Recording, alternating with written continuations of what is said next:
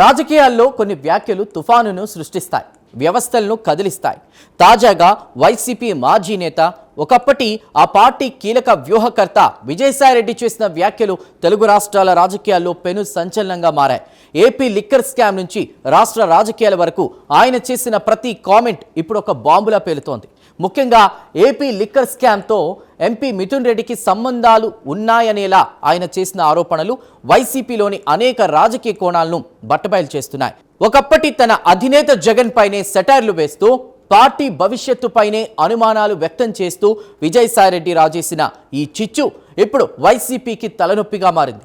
అసలు సాయిరెడ్డి వ్యాఖ్యల వెనుక ఉన్నటువంటి అంతరార్థం ఏంటి? ఇది వ్యూహాత్మకమా లేక ఆవేదన? ఇప్పుడు పరిశీలిద్దాం.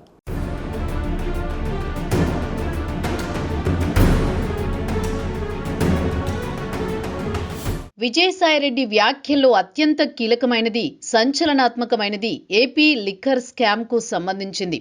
ఈ కేసులో వైసీపీ ఎంపీ మిథున్ రెడ్డికి సంబంధాలున్నాయనేలా ఆయన ఆరోపించారు. మిథున్ రెడ్డి అడిగితేనే 100 కోట్లు ఇప్పించానని విజయసాయి పదే పదే చెప్పడం ఈ కేసులో కొత్త కోణాన్ని ఆవిష్కరించింది.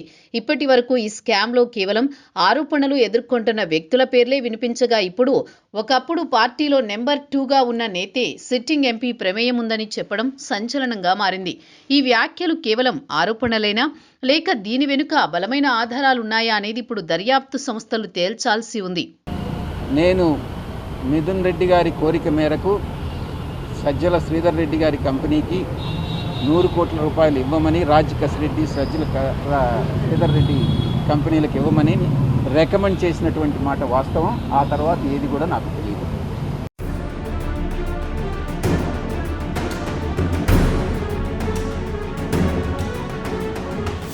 ఒకవేళ విజయసాయిరెడ్డి ఆరోపణలే నిజమైతే మిథున్ రెడ్డి పాత్రపై అనేక ప్రశ్నలు తలెత్తుతాయి. అసలు 100 కోట్లు ఎందుకు ఇవ్వాల్సి వచ్చింది?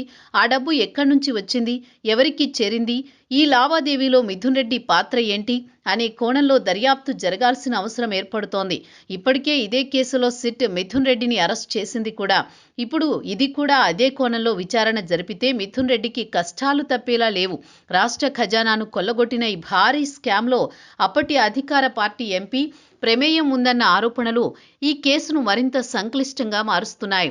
ఒకప్పటి తన సహచరుడిపైనే ఇంతటి తీవ్రమైన ఆరోపణలు చేయడం వెనుక సాయిరెడ్డి ఉద్దేశం ఏమై ఉంటుందన్నది ఇప్పుడు రాజకీయ వర్గాల్లో హాట్ టాపిక్గా మారింది.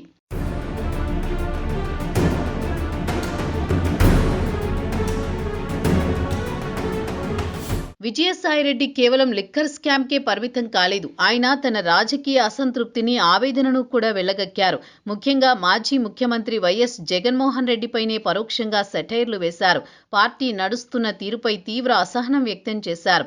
ఇలా అయితే వైసీపీ ఎప్పటికీ అధికారంలోకి రాలేదంటూ ఆయన చేసిన వ్యాఖ్య పార్టీలోని అంతర్గత పరిస్థితులకు అద్దం పడుతోంది. ఎన్నికల్లో ఘోర పరాజయం తర్వాత పార్టీని పునర్నిర్మించుకోవాల్సిన సమయంలో ఒకప్పటి కీలక నేత నుంచే ఇలాంటి వ్యాఖ్యలు రావడం క్యాడర్లో మరింత గందరగోళాన్ని, నైరాస్యాన్ని నింపుతోంది. ఒక పాలేరుగా పనిచేసినటువంటి నేను, పాలేరులాగా పనిచేసినటువంటి నేను, ఒకవైపు అయితే కోటరీలో మీరు అనుకున్నట్టు నేను భాగస్వామిని కావచ్చు. ఆ కోటరీలో ఉన్నటువంటి చాలామంది సభ్యులు పందికొక్కుల్లాగా ఏదైతే జగన్మోహన్ రెడ్డి గారు కష్టపడి పండించి ఆయనకు పాలేరులాగా పనిచేసి నేను పండించి ఆయన కోసం నేను శ్రమపడ్డానో దాన్ని పందికొక్కుల్లాగా తిన్నటువంటిదే ఈ కోటరీలో ఉన్నటువంటి కొంతమంది సభ్యులు. ఈ రోజు కూడా వాళ్ళు తింటూనే ఉన్నారు. జగన్మోహన్ రెడ్డి గారు చూస్తూనే ఉన్నారు. ఈ కోటరీని నమ్ముకున్నంత కాలం జగన్మోహన్ రెడ్డి గారు అధికారంలోకి వచ్చేటటువంటి ప్రసక్తి లేదు. ఎన్ని పాదయాత్రలు చేసినా కూడా అవకాశం లేదు. ఆయనకి ఒక రాజకీయ ప్రణాళికాబద్ధంగా ముందుకెళ్తేనే ఆయన తిరిగి అధికారంలోకి వచ్చేటటువంటి అవకాశం ఉంటుంది.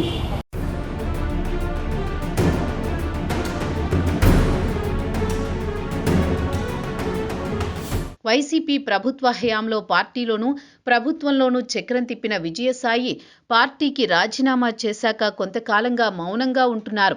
ఇప్పుడు ఒక్కసారిగా ఆయన తన మౌనాన్ని వీడి వైసీపీపైనే బాంబు పేల్చడం వెనుక బలమైన కారణాలే ఉండి ఉంటాయని విశ్లేషకులు భావిస్తున్నారు. పార్టీలో తనకు జరిగిన అన్యాయంపై అసంతృప్త లేక పార్టీ అనుసరించిన విధానాలతో విభేదించడమా అనే చర్చ జరుగుతోంది.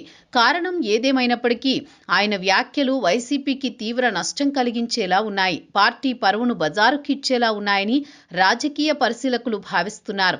అంతటితో ఆగకుండా తాను త్వరలో మళ్లీ క్రియాశీలక రాజకీయాల్లోకి వస్తున్నానని, తన రాజకీయ ప్రవేశం మళ్లీ ఉంటుందని విజయసాయిరెడ్డి ప్రకటించడం మరో కీలక పరిణామం.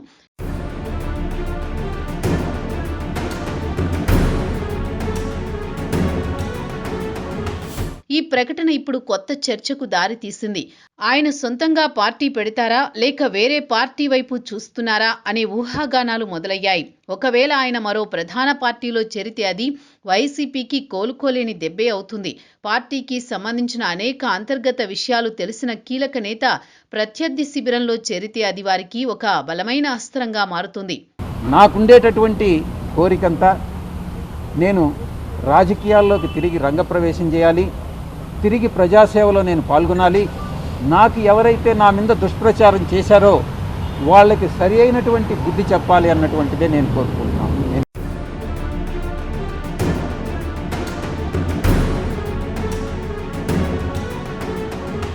ఈసారి ఆయన ఎటువైపు అడుగులు వేస్తారనే అంశంపై సర్వత్రా ఆసక్తి నెలకొంది. ఆయన బీజేపీతో సత్సంబంధాలు నెరపుతున్నారని, ఆ పార్టీలో చేరే అవకాశాలు ఉన్నాయని ఒక ప్రచారం జరుగుతోంది. మరోవైపు టీడీపీతో కూడా టచ్లో ఉన్నారనే ఊహాగానాలు వినిపిస్తున్నాయి. అయితే ఇవన్నీ కేవలం అంచనాలే. తన తదుపరి రాజకీయ కార్యాచరణపై విజయసాయిరెడ్డి ఇప్పటి వరకు ఎలాంటి స్పష్టత ఇవ్వలేదు. కానీ ఆయన వేసే ప్రతి అడుగు ఇప్పుడు తెలుగు రాజకీయాల్లో అత్యంత ఆసక్తికరంగా మారింది. ఆయన నిర్ణయం రాష్ట్ర రాజకీయ సమీకరణాలను మార్చే అవకాశం కూడా లేకపోలేదు. మొత్తం మీద విజయసాయిరెడ్డి వ్యాఖ్యలు వైసీపీకో పెద్ద తలనొప్పిగా మారాయి. ఒకవైపు లిక్కర్ స్కామ్లో సిట్టింగ్ ఎంపీ పేరును ప్రస్తావించడం, మరోవైపు పార్టీ నాయకత్వాన్ని, పనితీరును బహిరంగంగా విమర్శించడం, ఇవన్నీ పార్టీని తీవ్రంగా ఇబ్బంది పెట్టే అంశాలు. ఎన్నికల ఓటమి షాక్ నుంచి ఇంకా తేరుకోకముందే ఒకప్పటి నమ్మిన బంటు నుంచే ఎదురవుతున్న ఈ దాడిని వైసీపీ అధిష్టానం ఎలా ఎదుర్కొంటోంది అనేది కీలకంగా మారింది. సాయిరెడ్డి ఆరోపణలను ఖండిస్తారా లేక మౌనంగా ఉండిపోతారా అనేది వేచి చూడాలి.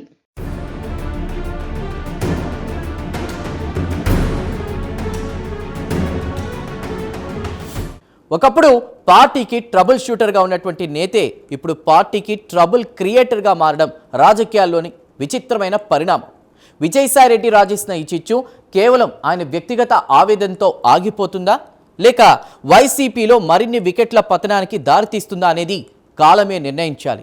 ఏపీ లిక్కర్ స్కామ్లో ఆయన చేసిన ఆరోపణలు, రాజకీయంగా ఆయన వేయబోయే అడుగులు రాబోయే రోజుల్లో తెలుగు రాష్ట్రాల రాజకీయాల్లో మరిన్ని సంచలనాలకు కేంద్ర బిందువుగా మారనున్నాయి. ఈ సాయి బాంబు ప్రకంపనలు ఇంకెంత దూరం వెళ్తాయో వేచి చూడాలి.